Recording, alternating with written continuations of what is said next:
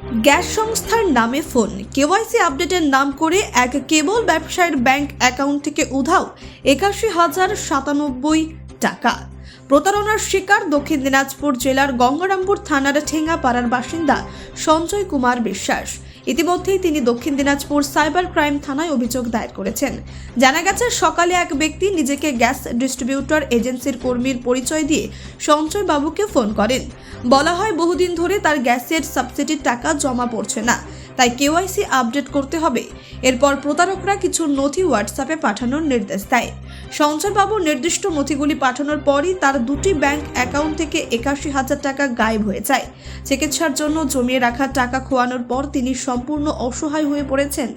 ঘটনার পর পুলিশ তদন্ত শুরু করেছে এবং সাধারণ মানুষকে এই ধরনের প্রতারণার সম্পর্কে সতর্ক থাকার পরামর্শ দিয়েছে।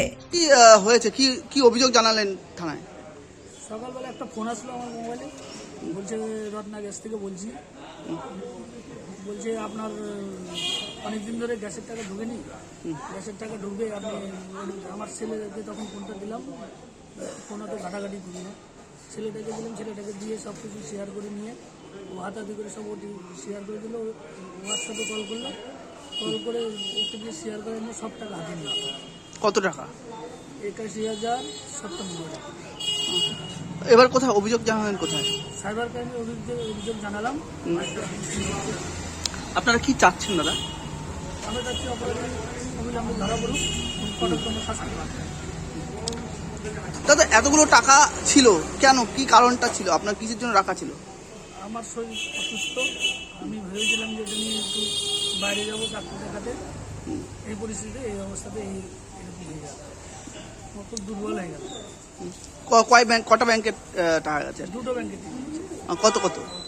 একটা ব্যাংকে ৩০,০০০ আর একটা ব্যাংকে ৫২,০০০। কোন ব্যাংক? কোন ব্যাংক? ৩০,০০০ টাকা আর ৫২,০০০ টাকা। কোন ব্যাংক?